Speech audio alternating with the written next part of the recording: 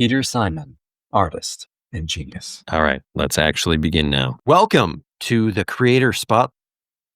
I was gonna do an action, but instead we've just started with my hand in a weird spot. We'll cut this. Keep it. That's part of my contract. You can't edit this. You guys will take me out of context, and I don't want people to. I want them to hear exactly what I have to say. Dude, that's a good clip, and we're going to keep that in. All right, welcome to the Creator Spotlight of Peter Simon, artist on not only the Mucklands Sandbox, but the upcoming Underlands Sandbox, which is crowdfunding right now.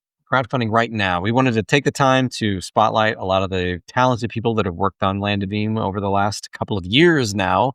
And so we're kicking it off with Peter. Peter, how you doing today, Pete? I'm pretty good. Excited to be kicking this series off because that means it can only go up from here. So many of you are probably familiar with Peter Simon. He's joined our actual play series as Zeros the Unicorn for our latest campaign. Yep, we've been traveling through the abyss, getting our butts handed to us as we go through the sandbox, and it's been fun. It's been great. I love it. It's a good time. So I forget how long I've known you, Peter. It's been maybe almost 10 years, 8 years, maybe something like that. Hey, if I were to throw out a year, I would say like 2018, maybe. Okay, 7 years.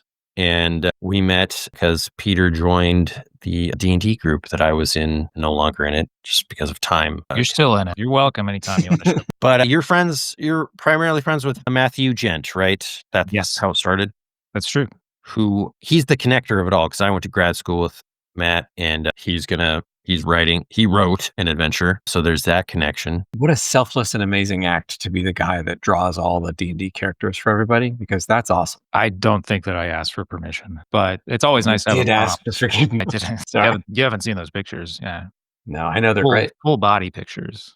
I've seen all of your NPCs, and so they must be amazing. So no, getting back to, all about Peter Simon. I got a question for you, Peter. Were you always an artist growing up? Like when you were a little kid, were you drawing characters and, when did it start for you? What kicked it off? Yeah, I feel like I was always doodling stuff when I was younger. I'm the nerd of my family. Everyone else was playing sports. I was inside drawing little pictures of dumb things and then showing my parents. Dumb things. I need to know what were some of the dumb things? Like for me, I know that I was focused on drawing Ninja Turtles all the time, and that lasted like up and through college. I think when I was growing up, it was like the golden age of like Toonami on Cartoon Network. Oh yeah. So like many artists, I started out just like tracing anime characters on TV. Like Dragon Ball Z. You guess. Yep. I love it. Specifically, every single Dragon Ball Z character I thought growing up had like the coolest pants. Oh yeah. I mean, they all have true. Yeah, it's true. Who's your favorite Dragon Ball Z character? I don't know. At the time, probably like Vegeta because he was the coolest. And then in hindsight, Krillin because he was actually... There you go. Yeah, Krillin's my favorite too. Same. I'm a Raditz guy. I like the Majin Buu. I love me a Nappa. He looks like a WWF wrestler from space. Yeah. I like it when characters just have mustaches. Yeah. Nappa was a mustache guy, right? Yeah. Bald mustache guy. I think he was like Vegeta's buddy, right? He like a Hercule guy? Wow. Yeah. Same thing. Big mustache, big curly hair. Guy was just doing like a Randy Savage impression, I think. Okay, so Dragon Ball Z. What other like books and movies and things like influenced your art growing up? Like, were you taking art classes throughout school? But not as closely as I probably should have been. Like it was a hobbyist thing that I did, and I was more heavily into like academics stuff that I had to worry about my grade on. I would say that I didn't actually start like intentionally trying to do artwork until my senior year of college. That's because I got all the way through school with a computer science major, and then in my senior year had a panic attack, and I was like, I don't think I actually like computer science. I just need something else. So yeah. All right, this is all making more sense to me. Like your life, I get it now. Well, it's all out there. Discussion. This has been so far revealing conversation. Known you for 8 years. It only took 4 minutes of talking to each other. We don't understand your life. Peter, I do have a question though. Like, so did art become like a hobby outlet for you? Like, is it something that you just always found yourself drawn to? Like, when did you become the amazing illustrator that you are today? Probably when I started doing digital art. And I started doing some more digital art, I don't know, like senior year of high school, I think. There's a thing that I think a lot of artists have where there's just a fear of like putting pen to paper. You'll buy like a nice notebook and you'll never use it because you're like, what if the first thing I draw in it is bad? And then it's just like there. I definitely used to have that. So Like being able to do it digitally, where you can just literally, go back if you make a mistake, undo it, erase it, and it was never there. I think that kind of was the first hurdle that I had to overcome to like start to actually draw some stuff that I was happy with. That's cool. Yeah, I mean, your journey is not like I didn't start seriously drawing until college. Before that, it was just like a hobby, and I enjoyed doing it. I would doodle in notebooks and stuff. I didn't really have the problem of worrying about it. I knew that it all sucked, but it was all engineered to make James laugh. Yeah, that's so many. But I did notice, just by the way you talk about your art, that you're really interested in like honing your craft and like leveling up your skills. So ultimately, where do you like want to see your art? Like, what do you have like a dream project in mind? No, not really. I'm always interested in doing some comic stuff. As I'm sure that you've learned, there's a pretty high barrier to actually like do comic stuff well. And it takes a long time. So whenever I have free time, I have a couple of comic projects that I try to work on very slowly. And that aside, I mean, I don't know. I just like drawing. So I just try to keep drawing where I can. There is a level up quality to it. I feel like the best thing that I can do is like look back at artwork that I drew a couple of years ago and be like, this sucks. Because that means that, it means that I've grown as an artist and I'm noticing things that I didn't notice a few years ago. So yeah, not being afraid of it sucking, just like going through the process and making stuff, because that natural flow will improve your skills and make you more comfortable with the output. Most of the stuff that I'm proud of, I post on Instagram, and it is like a practice in humility for me to just scroll back like 3 years and see like, oh, I shouldn't have posted this. This is bad. There's like a sweet spot of realizing that, you're getting better. Your older stuff isn't as polished, but there's like still a charm to it. Yeah, I agree. Like I said, I cherish all of Ben's drawings from high school because they're amazing and hilarious. You should share some. Technically really bad. I don't know if they're technically really bad. There's spirit, there's heart in there. Well, there's heart, but like technically, like draftsmanship is just, True, but I mean, your tools were like a Bic pen running out of ink. On the back of a sandwich bag, it's not like that's the best kind of pen. That's how you get the like cool textures. Is it's got to be half dead. Yeah. So let's maybe switch gears and talk about your actual approach to making Land of Eem art, all the NPC drawings that you do. Tackling the Mucklands Sandbox, how did you creatively approach it? Because you sort of just dove right in. From my perspective, making really amazing characters just come to life from the descriptions of their backgrounds and their motivations and their traits. What was your creative process to make them come to life? It evolved as I was doing it. I did like 120 of them or something, right? So I feel like my process changed over time. I started out giving myself probably like a lot more work than I actually needed to do. I was stubborn because I was like, this is going to be a learning experience for me. I'm going to try to intentionally do some stuff. So I started out by like every single character I would start not digitally, like just on a sheet of paper, physically sketching out a couple of like loose ideas of how to like represent that character before like settling on, I like this piece of this drawing, I like this piece of this drawing, I like this piece of this drawing. And then I would take it digital and try to adapt all of those at the same time into like one final product. And then that's usually like that turned into a couple step process too. When I moved digital, is I'd just do a couple of like quick sketches until I felt like I got the gesture right. And then I would move in with the more kind of final like pencil look. Yeah. And you did over 100 pieces. And I can recall talking to Ben about how each of them is so unique from one another.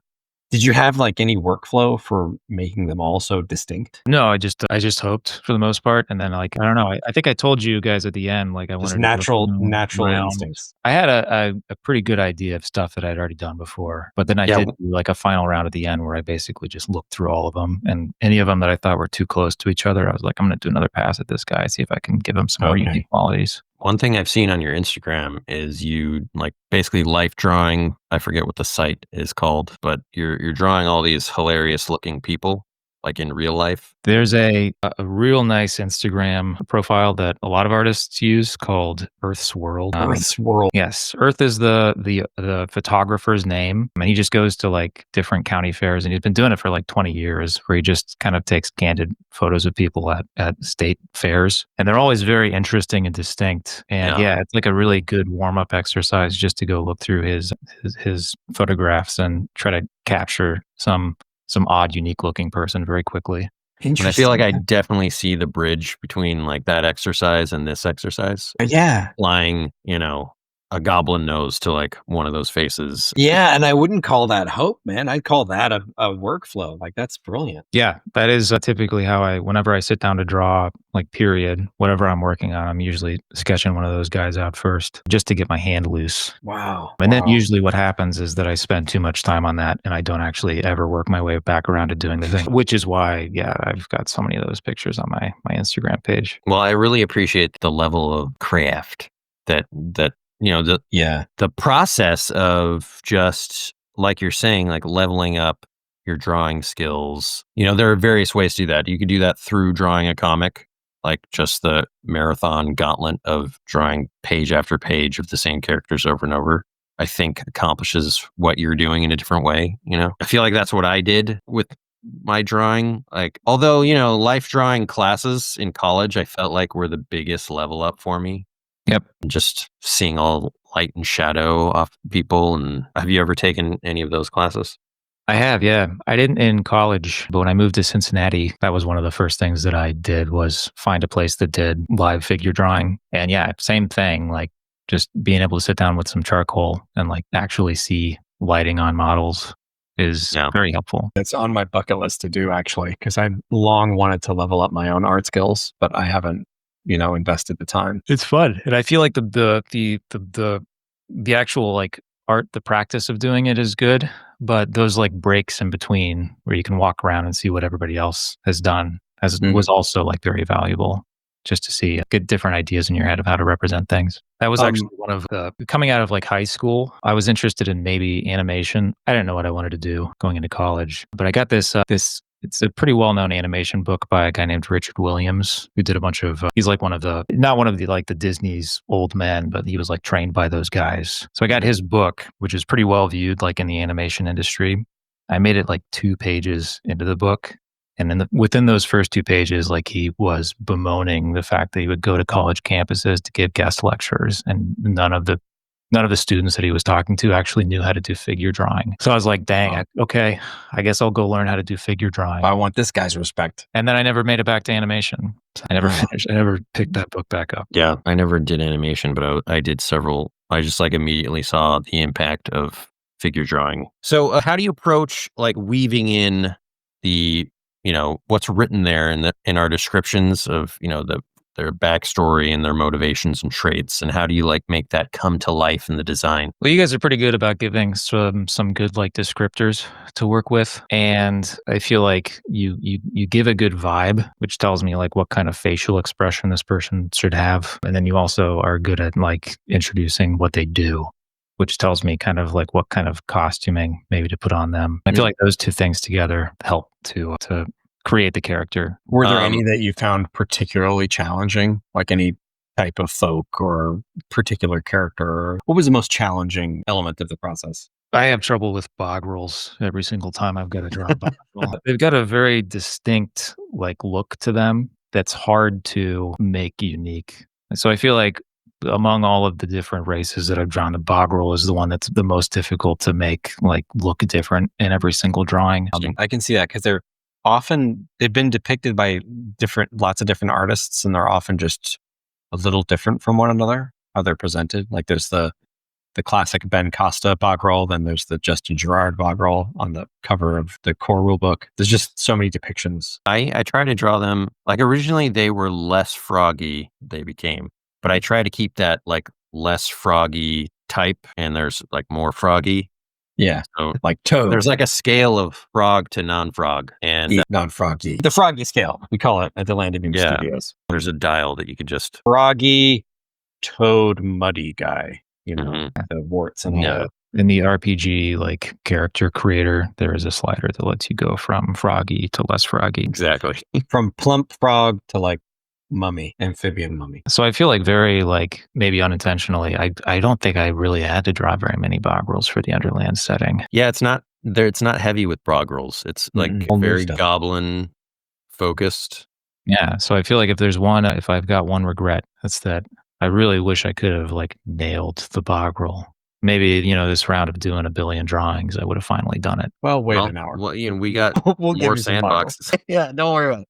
We'll give you 100 more boggles, no problem. How would you say that your artistic style evolved during the Land of Eem projects? Did you see any shift in yourself, or did you just find yourself mastering these characters, like the quest to master the boggle? And then I feel like over time, you've got to you got to mix things up when you're doing these drawings just to keep yourself like interested in it. And I feel like I ended up landing on sort of like a nicer thing where I would keep the drawings intentionally looser to give them like more energy, but also it's as like doing artwork, like it's a more satisfying move on your arm to like do a big arc versus like getting in real detailed and like, I'm sorry. I don't like to move my wrists at all because that will lead to wrist problems. And actually the way that I have developed, like I haven't gotten like full blown carpal tunnel, but I've had like, some pain starting at times. And it was all because of lettering and doing this like really tight lettering, like an entire graphic novel. So whenever I find myself doing that little motion, I'm like, we got to like zoom out and do big. You got to hand that lettering off to an intern or something. I don't do hand lettering anymore. Yeah, we do a font or fonts. So on the other end of the spectrum of this, were there any character types that you felt drawn to that emerged as your favorites? What are some of your favorite folk? In the Underlands setting, I got to draw a lot more dwarves, and I really like drawing dwarves. There's something about drawing someone with a real big nose. Yeah, it is satisfying, isn't it? Yeah, your face is 90% nose, but it gives you a lot of creativity, like within the nose itself, to like give it different bumps and weirdness. Oh yeah, right. Yeah, I mean, dwarves are kind of challenging for me when I sit down to draw them because like I could draw them all the same pretty much. You got to really think about how to make them each unique. Yep. Beyond the costume, here's a chef, here's a firefighter. It's like they all got the same giant nose. Yeah. The mustaches is I think where you can do it easily. Yeah, right. Someone like a curly mustache versus like a wavy mustache versus like one that just hangs straight down. That's where I found a lot of braids in it.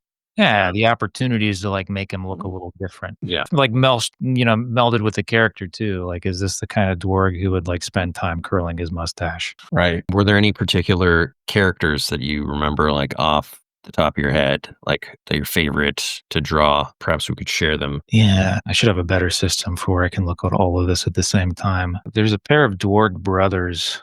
Where were they? Oh, they weren't brothers. I guess they weren't brothers. Junie, Doubloony, and Berg. And I think if I remember right, they worked in like a tavern, or they owned a tavern, or they were like mastering craft beer. And Junie was like the artisan, like beer maker. And Kirkberg was more of the like businessman handling the business operations side of it. So it was fun. Like when I did those characters, I did them in the same file basically so that I could see both of them at the same time so that I could play them off each other a little bit. That's interesting because I actually draw, when I'm doing the NPCs, I draw all of them in the same file in the location. Just it's probably less efficient. But I've gone back and forth. Usually if I'm on a location, I might split them up between different files, but I'll have them open at the same time so I can kind of flip back and forth. I do want to make sure as I'm doing these that they all kind of like mesh. So if you're looking at like all of the same guys on the same page, it doesn't feel like they're totally different, I get that. What else we got, James? I have a question. When you were drawing any of the characters, did you sneak in any inside jokes or Easter eggs? Ben and I do that all the time when we're working on Land of Eem or anything. And that's a question that I think I'm going to ask everybody is like, is there any like inside joke that you inside the compositions? Man, there is. I'm sure that there is. I've drawn so many of these now that I can't kind of forget. Whenever I have an opportunity to give some character a piece of apparel and I can do a little design within the apparel, that's usually where I try to tuck that away. Like one of the most satisfying things when I got the physical copy of Land was that one of the characters that I drew for it, I forget his name, but he's like a local politician. I just randomly stuck a little pin on him that was advertising himself. A little Bottom is harangue. bottomless harangue. Yeah. And then like when I opened up that page in the book, you had drawn another bottomless harangue or you'd done like a close up of that pin or something along those lines. Yeah, it was like a poster. Yeah. Campaign poster. Pull it. It's like whatever you say, like, or whatever you believe, I do too. Yeah. It's funny enough, like a couple of weeks ago, somebody mentioned that on the Discord. They like brought that up specifically. But that was fun. They had like a little bit of art inspires art. Yeah. I'm gonna have to try to hunt one of these other ones down because I feel like I drew a hat or something with some weird logo on it. I've got a follow-up question for you too. Was there any NPC that really surprised you or you thought was bizarre or strange or hilarious and you didn't know how to approach it? Probably. I remember you talking about Mung, like having a little trouble approaching Mung or something early on. Yeah, Mung were difficult to make. I mean, the same that you mentioned for dwarves, they're a little bit difficult to make distinct because they are just big piles of goo. And also, like, how do you translate like an emotion onto a Mung? And you could take that like one of two ways. You can just not do that and just draw a big pile of goo, and that's kind of funny to be like, this is this guy is very excited to see you, but you just see this goo. This is his history. This is his personality. It's just like a pile of slime. Yeah.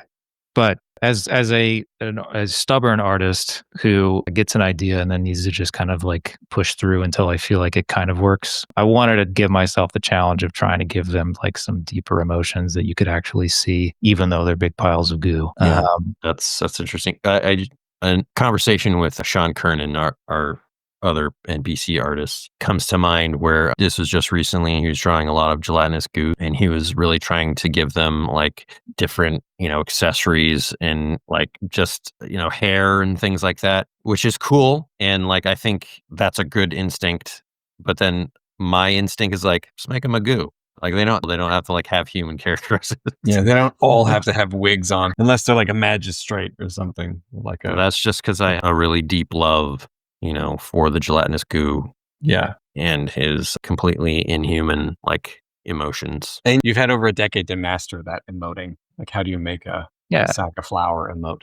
I feel like you've got a good way to, like, communicate how goo is feeling. You gave him, like, a ridge, right? You gave him, like, a brow line. That you could but I kind of always bristle when, like, everyone else's like gelatinous cube in the world like has eyes and a face, because I feel like that's a cop-out. Yeah, you heard it here first, folks. Shots fired at the gelatinous cube community. But I'll back that up. I actually don't like it when gelatinous cubes or other slime creatures have eyeballs like in mouths. I like the idea that they're this viscous. It's a shortcut. It's the Disney shortcut. Yeah. All right, so I think another one that I had like that was a challenge for me to draw early on was I forget the name. It was just a tree. Oh, it was in the muck. Yeah, in the muck. I know who you're talking about. It's the tree in Fleabag County. Yeah, what's its name? It escapes me, but I know the one. And that was a challenge to me because I can't. I've got a very small space to work with ultimately for these like little profile pictures. And how do you know a tree is a tree unless you can see like the entire tree at the same time? You got to like zoom in on a specific part of a tree and it's got to be recognizable as a tree. That's not a tree. It's just a log. Right. It's part of a log.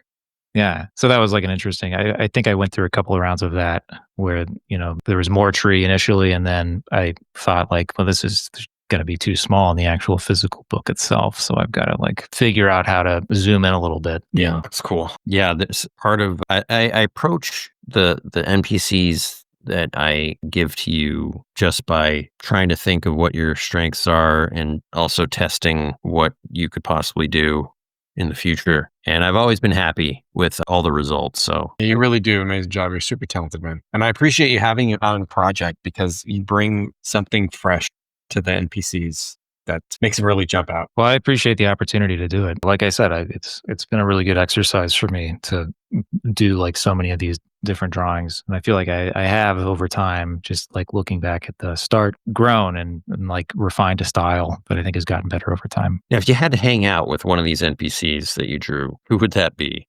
Who would it be? I know how I'd answer. I feel like probably one of the mushrooms that I drew. Yeah. They seem like they're probably the easiest going. There's a guy named the Shrine Keeper who I drew. Oh, yeah. I think he seems like he'd be pretty chill to hang around. Unless you messed with his shrine. And then I wouldn't do that. I wouldn't do it. Yeah, you're talking to Zeros. You defend that shrine. Tooth and hoof and horn. Yeah. But yeah, I feel like he'd give me some yard work to do, some sort of meditative exercise. Yeah. And yeah, I'd be down to help him, like, I don't know, clean up the shrine a little bit, tidy things up. Rake all the sand in his Zen garden. Yeah. Awesome. Well, man, thank you so much for jumping on to chat with us about the process. I've been particularly geeking out about people's creative processes in the recent last couple of months, just thinking about the methodologies that people approach their own creativity, whether it's a painting or a book or anything, music. And it's always been exciting for me to hear how people work and how they approach stuff. It must be rewarding as creators to like have created this sandbox and then now getting the chance to kind of see different artists and how they use the sandbox that you've created and how they portray things that you only had in words before. It definitely is. And it's actually how I kind of perceive the player base as well. I look at them as being their own storytellers that are sort of taking this, it's a 400-page long hook, but they're taking this hook and everybody at their own table is making it their own, and things are going sideways or things are going in different directions. And I love the idea of this like hugely emergent collaborative world that begins the moment someone opens page one.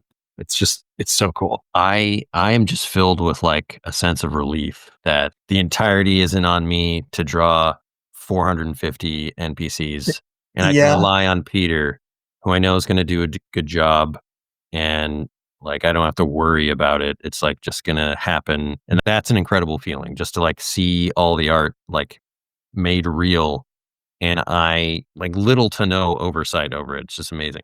Yeah, like having you understand the assignment, like really just totally understanding the Land of Eem, its vibe, its tone, its flavor is an incredible boon to working with you. Well, thank you. That's very flattering. I will, over the next several weeks, as like all artists do, continue to be unsatisfied with my own work and just make tiny little adjustments until I feel like Peter Simon makes a solemn vow. Please don't. I've downloaded everything, and it's like I already have it. So yeah, they're done. You complete them. I'll have a copy of our work with all the ones that I think could be better. The director's cut Yeah. of Peter's NPCs. This is how I would have done it if I had had more time. Those tyrants, Ben and James, hadn't kept me to the strict timetable. That's hilarious. all right. Well, thanks a lot, Peter, for sitting down with us and doing our first creator spot for Land of Eem, the Underlands Sandbox. Indeed. Yeah. Check out the link to the Kickstarter. We're going to have a little community list of all the different activities we're going to be doing throughout the campaign. And we're going to be talking to another creator contributor next All right. week. Until then. Tomorrow. I don't know when, but Yeah, it'll be soon. soon. Bye-bye now. Bye.